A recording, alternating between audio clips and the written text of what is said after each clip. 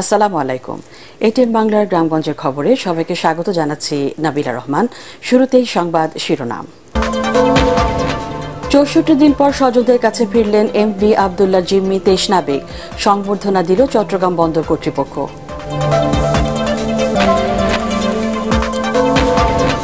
প্রচণ্ড খরায় হবিগঞ্জে পানির স্তর নেমে যাওয়ায় অচল হয়ে পড়েছে বহু নলকূপ, দুর্ভোগে এলাকাবাসী।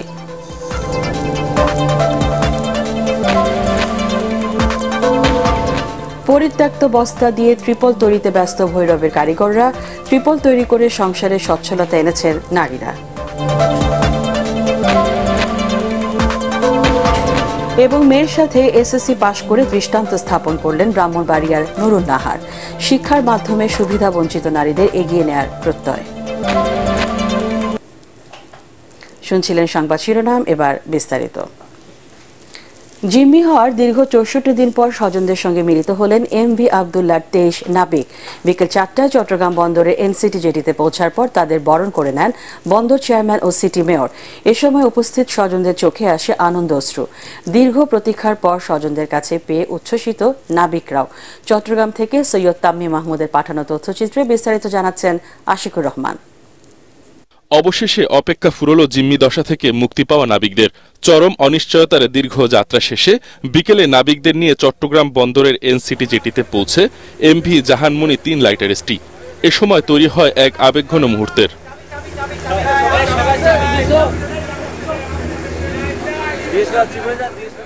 ৬৪ দিনের রুদ্রশ্বাস সমুদ্রযাত্রার শেষে দেশের মাটিতে পা দিয়ে আবেগে আপ্লুত হন নাবিকরা। বর্ণনা দেন জিম্মি দশার ভয়ঙ্কর ৩৩ দিনের। অন্যদিকে মা সন্তানকে আর স্ত্রী স্বামীকে ফিরে পেয়ে জানান তাদের অনুভূতি। তখন তো অনেক খারাপ অবস্থার মধ্যে দিয়ে গেছিলাম, আপনারা দেখছেন হয়তো মিডিয়ারা।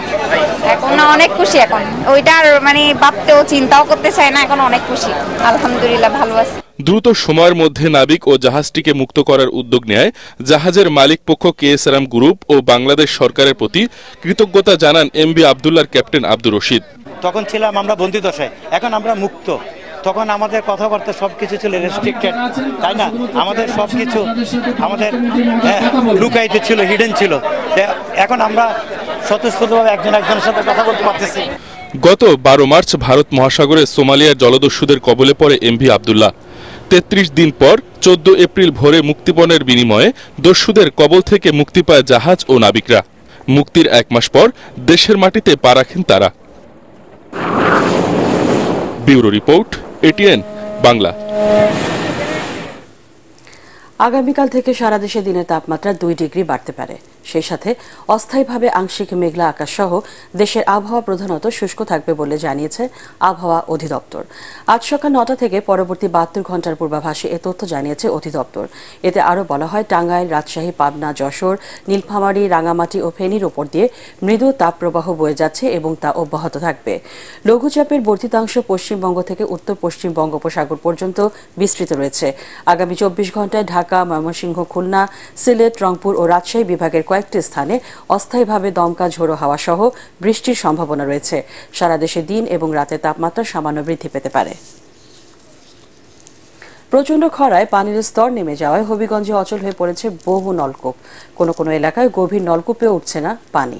এতে চরম দুর্ভোগে পড়েছেন এলাকাবাসী। হবিগঞ্জ থেকে আব্দুল হালিমের রিপোর্ট, জানাচ্ছেন জাহিদুল আলম। চৈত্র বৈশাখ খরার মৌসুমে সুনামগঞ্জের চুনারুঘাট উপজেলার বেশ কিছু এলাকার গভীর নলকূপে অস্বাভাবিকভাবে নিচে নেমে যায় পানির স্তর। গত ২ মাস থেকে এই অবস্থা আরও প্রকট আকার ধারণ করেছে।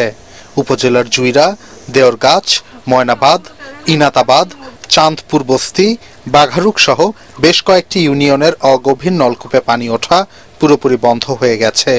এতে এসব অঞ্চলে দেখা দিয়েছে চরম সুপেয় পানির সংকট। দুর্ভোগ পোহাতে হচ্ছে নিম্ন ও মধ্যবিত্ত আয়ের মানুষের। যারা মাটির গভীরে বোরিং করে পাম্প বসিয়েছেন তারা কিছুটা রক্ষা পাচ্ছেন। দীর্ঘ লাইনে দাঁড়িয়ে প্রাইমারি স্কুল থেকে পানি সংগ্রহ করতে হচ্ছে স্থানীয়দের। খুব কষ্ট করতেছি আজকাল ৬০ বছর ধরে পানির সেলুগুলা চালু হইলে পরে আমরা আর অত অঞ্চলের কোনো টিউবওয়েল থেকে পানি পাই না। জলাশয়গুলোকে ভরাটের পরিবর্তে এবং যেগুলো ভরাট হয়েছে সেগুলোকে খনন করে স্বাভাবিক অবস্থা রাখতে হবে, তাহলে মাটির নিচের পানির ভারসাম্যতা রক্ষা হবে। ইউনিয়নের বেশ কিছু গ্রামে পানির সংকট দেখা দিয়েছে। এ সময় পানির সমস্যা দেখা দেয়। পানি সমস্যা সমাধানে কাজ করার কথা জানিয়েছেন এই জনপ্রতিনিধি। সরকার যদি আমাদেরকে গভীর সাবমার্সিবল টিউবওয়েল এবং অগভীর সাবমার্সিবল টিউবওয়েল আমাদেরকে বরাদ্দ দেন, তাহলে আমরা জনগণকে আমরা এই সুখটুকু দিতে পারবো। শ্যালো মেশিনে পানি উত্তোলনের কারণে সংকট দেখা দিয়েছে বলে জানিয়েছেন জেলার জনস্বাস্থ্য প্রকৌশল অধিদপ্তর। পর্যাপ্ত পরিমাণ পানি ভূ অভ্যন্তর থেকে বোরো সিজনের ফসল উৎপাদনের জন্য উত্তোলন করা হয়। সেই জন্যে আমাদের যে 200 বা 250 ফিটের যে লেয়ার, এই স্তর থেকে প্রচুর পরিমাণ পানি উত্তোলনের জন্য এই স্তরটা হচ্ছে পানি শূন্যতা একটা বিরাজ করে। বছরের প্রথম থেকে 70 থেকে 80 ফুট পর্যন্ত পাইপ বসিয়ে গভীর নলকূপ স্থাপন করায় পানির স্তর নামতে শুরু করে। 40 থেকে 50 ফুট পর্যন্ত এই স্তর নেমে যাওয়ায় এসব অঞ্চলে হাতে চালিত নলকূপ দিয়ে পানি উঠছে না। এই অবস্থায় খাবার পানির সংকট সমাধানে সংশ্লিষ্ট কর্তৃপক্ষ এগিয়ে আসবে, এমনটাই প্রত্যাশা ভুক্তভোগীদের। Bureau report, ATN Bangla. ইরি বোরো ধান কাটাকে কেন্দ্র করে পরিত্যক্ত বস্তা দিয়ে ত্রিপল তৈরিতে ব্যস্ত ভৈরবের কারিগররা। তাদের তৈরি বিশেষ এই ত্রিপল পাঠানো হচ্ছে দেশের বিভিন্ন জেলায়। স্থানীয় নারীরা বস্তা দিয়ে এই ত্রিপল তৈরি করে সংসারে এনেছেন সচ্ছলতা। ভৈরব প্রতিনিধি তুহিন মোল্লার পাঠানো তথ্যচিত্রে আশিকুর রহমানের ডেস্ক রিপোর্ট। ত্রিপল তৈরি করে বেশ জনপ্রিয়তা পেয়েছে ভৈরবের কালীপুর গ্রাম। নাম কালীপুর হলেও বর্তমানে ত্রিপলের গ্রাম নামেই পরিচিত। এর মাধ্যমে কর্মসংস্থানের সুযোগ সৃষ্টি হয়েছে গ্রামের 10,000-এর বেশি মানুষের। এদের অধিকাংশই নারী। বিভিন্ন মিল কারখানার পরিত্যক্ত বস্তা কেটে ছেটে ও সেলাই করে তৈরি হচ্ছে ত্রিপল। ধান মারাই, রোদে শুকানো ও বৃষ্টি থেকে ফসলকে রক্ষায় এই ত্রিপল ব্যবহার করেন কৃষকরা।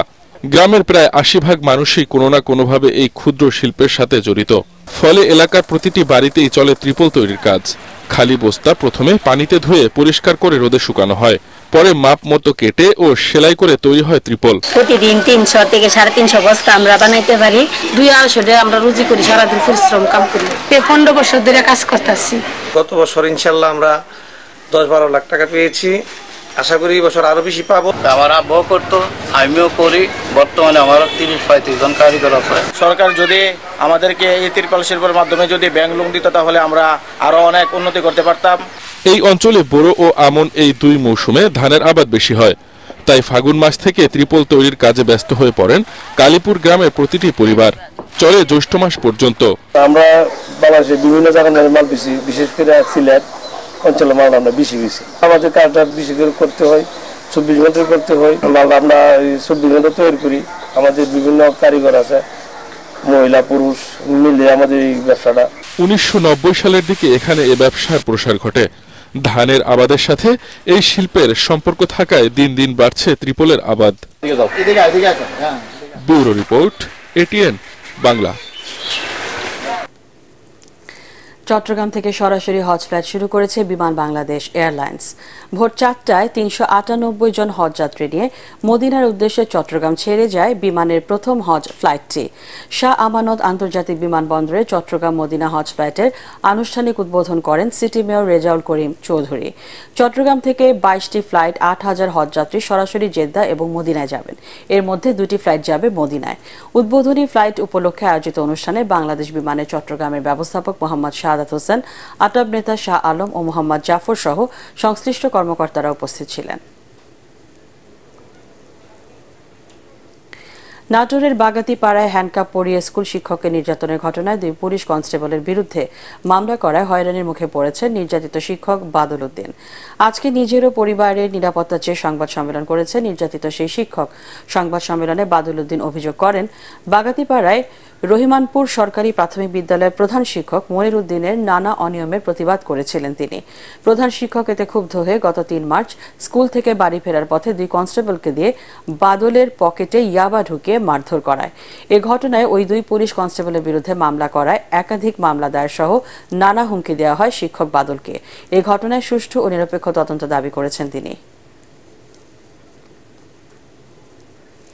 16 মে থেকে চুয়াডাঙ্গায় শুরু হচ্ছে আম সংগ্রহ অভিযান। জেলা প্রশাসকের কার্যালয়ে এক মতবিনিময় সভায় এই সিদ্ধান্ত নেওয়া হয়। এতে জেলা প্রশাসন, কৃষি কর্মকর্তা, আম বাগান মালিক ও ব্যবসায়ীরা উপস্থিত ছিলেন। সভায় জেলা প্রশাসক ডক্টর কিসিঞ্জার চাকমা, কৃষি সম্প্রসারণ অধিদপ্তরের উপপরিচালক বিভাস চন্দ্র সাহা ও আম ব্যবসায়ী সমিতির সভাপতি আব্দুল কুদ্দুস মহলদার উপস্থিত ছিলেন। সভায় জানানো হয়, বাণিজ্যিক উদ্দেশ্যে অপরিপক্ক আম পাড়া এবং তা পাকানো ও সংরক্ষণে ব্যবহার করা যাবে না রাসায়নিক উপাদান। জেলা কৃষি সম্প্রসারণ অধিদপ্তর জানায়, চলতি মৌসুমে চুয়াডাঙ্গায় আম উৎপাদনের লক্ষ্যমাত্রা নির্ধারণ করা হয় 30,810 মেট্রিক টন। খুলনার ভৈরব নদীতে নাব্যতা ঠিক রেখে সেতু নির্মাণে কাজ করার পরামর্শ দিয়েছেন প্রধানমন্ত্রীর অর্থনৈতিক উপদেষ্টা ডক্টর মশিউর রহমান। দিঘলিয়া আরুয়া গাজীরহাট তেরখাদা সড়কের ভৈরব নদীর ওপর নির্মাণাধীন সেতুটি পরিদর্শন শেষে এক সভায় তিনি এ পরামর্শ দেন। খুলনা জেলা প্রশাসক কার্যালয়ে অনুষ্ঠিত সভায় অন্যান্যের মধ্যে সিটি মেয়র তালুকদার আব্দুল খালেক, সড়ক ও জনপথ বিভাগের খুলনা জোনের অতিরিক্ত প্রধান প্রকৌশলী সৈয়দ আসলাম আলী সহ সরকারি কর্মকর্তারা উপস্থিত ছিলেন।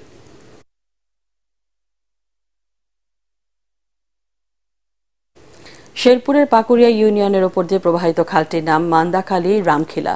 পুরনো এই খালের বর্তমান অবস্থা একেবারেই নাজুক। দখল, অযত্ন, অবহেলা আর সংস্কারের অভাবে ময়লা আবর্জনা নর্দমায় পরিণত হয়েছে এটি। অন্যদিকে পৌরসভার ড্রেন ও অটো রাইস মিলের দূষিত পানির কারণে পচা দুর্গন্ধে দুর্বিষহ হয়ে উঠেছে মানুষের জীবন। শেরপুর থেকে মোহাম্মদ আব্দুর রহিম বাদলের পাঠানো তথ্যচিত্রে ডেস্ক রিপোর্ট। শেরপুর সদর উপজেলার পাকুড়িয়া ইউনিয়নের মান্দাখালী রামখিলা খাল দিয়ে একসময় নৌকায় মালামাল পরিবহন করা হতো। খালের স্বচ্ছ পানি দৈনন্দিন কাজে ব্যবহার করতেন খালপাড়ের মানুষ। সেই সময় সেচ কাজে এর পানি ব্যবহার করে খেতে সোনার ফসল ফলিয়েছেন খালের দুই পাড়ের কৃষক, যা এখন শুধুই স্মৃতি। বর্তমানে পৌরসভার ড্রেনের পচা পানি, আবর্জনা আর এলাকার অটো রাইস মিলের দূষিত পানি মিশে ব্যবহারের অনুপযোগী হয়ে পড়েছে মান্দাখালী রামখিলা খাল। মাছ খাওয়ার হয় না, গন্ধের ফেলা বাচ্চা থাকবার হয় না, গন্ধু আমাদের সেচ দিলে ধান নষ্ট হয়ে যায়। পরিষ্কার করার মতো কোনো ক্যাপাসিটি নেই, কোনো লোকজন আসে না। তাও মাঝে মধ্যে আসে, কিন্তু ওই ধরনের লোক দিয়ে কোনো কাজে লাগে না। পাকুড়িয়া ইউনিয়ন পরিষদ চেয়ারম্যান হায়দার আলী জানান, এলজিইডির মাধ্যমে গত অর্থ বছরে 1,08,00,000 টাকার প্রকল্পে খালের মূল অংশ বাদ দিয়ে পেছনের দিকের কিছু অংশ নামমাত্র মাটি কেটে বন্ধ করে দেওয়া হয়। মূল অংশটা বাদ রাখা পিছনের দিকে কিছু অংশ কাইটা এটাকে স্থগিত করে দেওয়া হবে। বারবার অনুরোধ করা সত্ত্বেও বা বলা সত্ত্বেও বিষয়টার কর্ণপাত করা হইল না, বা এই খালটা পুনর্খননের কোনো ব্যবস্থা করা হলো। এলজিইডির নির্বাহী প্রকৌশলী বলেন, জাইকা প্রকল্পের আওতায় গত বছর খালটি ডিজাইন অনুযায়ী খনন করা হয়েছে। আমি ডিসি অফিসের উন্নয়ন সভায় উত্থাপন করেছি এবং পরিবেশ অধিদপ্তরের যে ডিস্ট্রিক্টের যে দায়িত্ব আছেন ওনাকে ডিসি মহোদয় অনুরোধ করছেন এবং রেজুলেশন আছে আমাদের।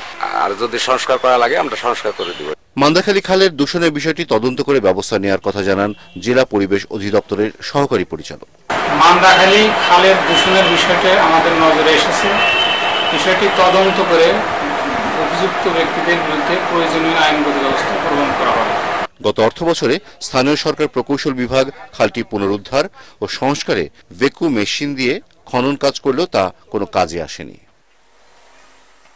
Bureau report, ATN Bangla. প্রজ্ঞাপিত বৈষম্যমূলক সর্বজনীন পেনশন প্রত্যাহারের দাবিতে রংপুরে মৌন মিছিল, কালো ব্যাজ ধারণ ও মানববন্ধন করেছে বেগম রোকেয়া বিশ্ববিদ্যালয়ের শিক্ষক সমিতি। দুপুরে এই কর্মসূচিতে বক্তব্য রাখেন শিক্ষক সমিতির সভাপতি প্রফেসর ডক্টর বিজন মোহন চাকি, সাধারণ সম্পাদক আসাদুজ্জামান মণ্ডল, সমিতির সাবেক সভাপতি শরীফুল ইসলাম ও বঙ্গবন্ধু পরিষদের সভাপতি কমলেশ সহ শিক্ষক সমিতির অন্যান্য সদস্যরা। এ সময় তারা বলেন, এই স্কিম চালু হলে দেশের স্বশাসিত ও স্বায়ত্তশাসিত প্রতিষ্ঠান থেকে অবসর নেওয়া কর্মীদের অবসরকালীন সুযোগ সুবিধা কমে যাবে। অবিলম্বে বিশ্ববিদ্যালয়গুলোকে সর্বজনীন পেনশনভুক্ত থেকে অব্যাহতি দেওয়ারও দাবি জানান শিক্ষক নেতারা।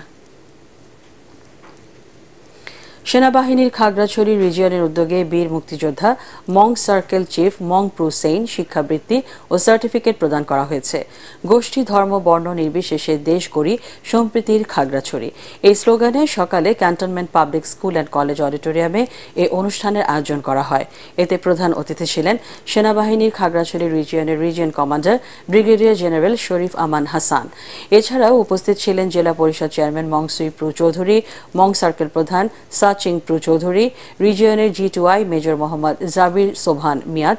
অনুষ্ঠানে ৮০ জন মেধাবী ও অসহায় শিক্ষার্থীর মাঝে এই শিক্ষাবৃত্তি ও সার্টিফিকেট তুলে দেওয়া হয়। ভর্তুকি মূল্যে ঝিনাইদহে খাদ্যপণ্য বিক্রি শুরু করেছে টিসিবি। সকালে ঝিনাইদহ প্রেস ক্লাবের সামনে কার্যক্রমের উদ্বোধন করেন জেলা প্রশাসক SM রফিকুল ইসলাম। সদর উপজেলা নির্বাহী কর্মকর্তা রাজি আক্তার চৌধুরী ও টিসিবির সহকারী পরিচালক আতিকুর রহমান সহ অন্যান্যরা এ সময় উপস্থিত ছিলেন।